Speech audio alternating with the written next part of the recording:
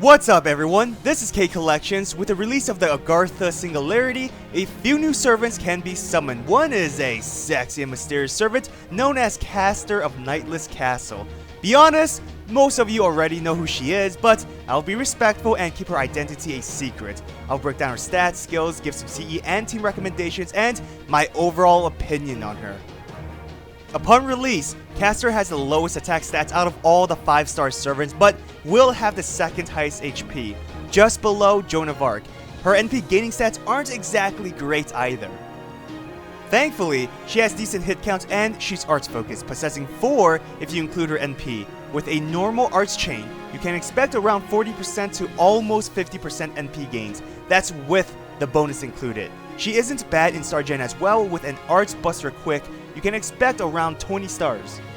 For active skills, it's all over the place, but she does offer utility. Storyteller can delay an incoming NP attack, which can save your life. Now, I'd recommend saving her arts buff for her NP attack, since the buff is only for a turn and her NP is the best way for her to deal damage.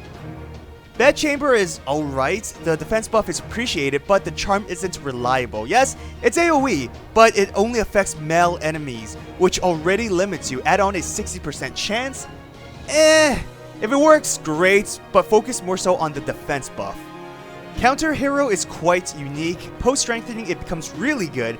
A gut status for your entire frontline team tremendously helps with survivability. It's great with glass cannon servants like Hijikata or Kintoki, and when maxed out, it'll be on a 6-turn cooldown. The guts last for 5 turns for herself, making her quite hard to kill if you have a healer. 2 turns for everyone else, which makes timing a bit more challenging. The skill will also debuff a king-type enemy's attack for 1 turn. Here is a list of all the servants and enemies within this category. As usual with the caster servants, they have territory creation. For her, it's a really high boost which helps with NP gains and damage. Her Noble Phantasm is an AoE that is more effective against kings and queens. Since the effect is an overcharge, by using it later within an NP chain, you can increase the damage. Post upgrade, it decreases their debuff resistance, making her charm a bit more reliable. Her NP refund will depend on the number of enemies present. 3 enemies will give you about 24%, so think of it as 8% NP refund per enemy. Performing an NP Arts Brave Chain will give you anywhere from 35 to 50% NP charge. Again, it depends on the number of enemies. For CE recommendations, increase her arts. Now, I wouldn't recommend any CE that increases her crit damage since her star weight is low, with no ability to increase it. Dive Blue isn't out until this upcoming summer event. Chocolatier, if you have it, will allow her to offer some support for your team by providing stars. Since other than her guts, Caster doesn't really do much for your other servants. Focusing on her Noble Phantasm is another good idea. You can use CEs that helps with her NP gains for spamming or increasing her NP damage, or both. Caster's main way to deal damage is through her NP. She has a lot of HP and a guts ability, so the loss of health from Black Grail wouldn't hurt. If you're scared though, use Heaven's Feel. For team builds, Tamamo is by far the best support. For your third servant, you can have any offensive arts focused servant. Chloe is a great choice since she can be a dedicated crit servant. A major weakness is that your damage output can be low, Chloe being an exception. All servants have low damage modifiers, and there are no team-wide attack buffs. So, Tamamo is the reason why you're able to spam your NP and skills. Both casters can decrease NP charge and buff their defense. With Tamamo's healing and caster's team guts, your survivability is great.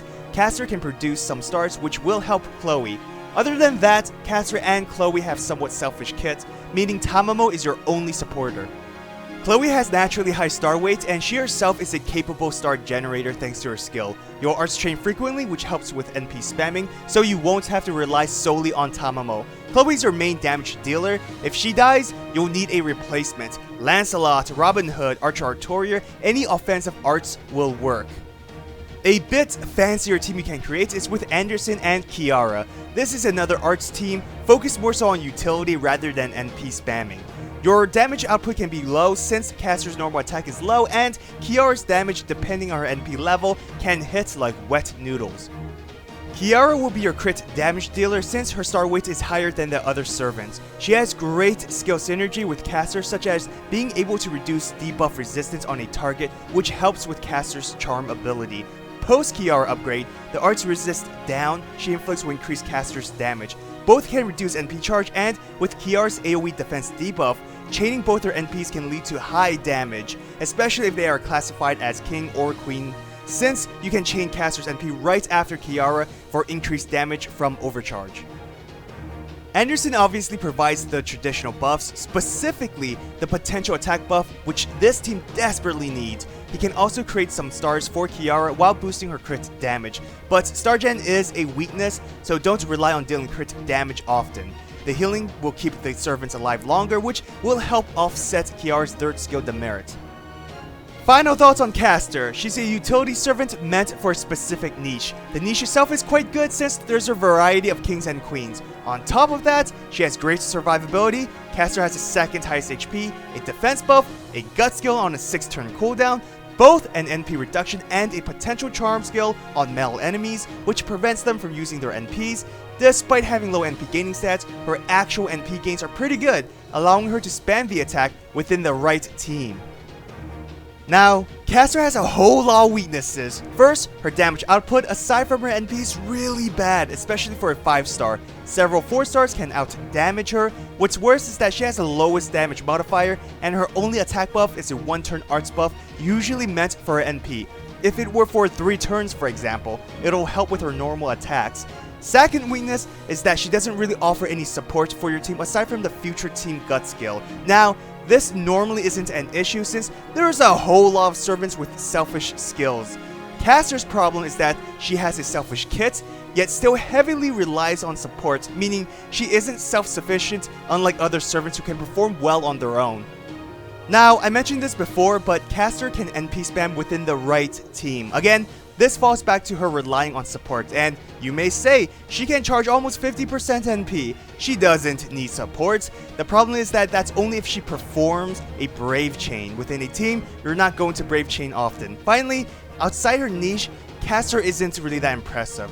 So at the end of the day, is Caster a good servant? Well, that's subjective. Like I said, within her niche, she's decent. Outside it, she's not that great. Many other AoE arts Caster can out-damage her or offer a lot of supports like Caster Gil or Helena. Even Da Vinci can do a lot better. Special thanks to all my patrons for supporting me. If you want to support my channel, check out my Patreon. So, what are your thoughts on Caster of Nightless Castle? Comment down below, I'd like to know. I hope you enjoyed this video. If you did, hit that thumbs up and subscribe to my channel for more FGO content. Follow my Twitter, Instagram, and join my Discord server. All links are in the description. Have an awesome day, everyone. Till next time.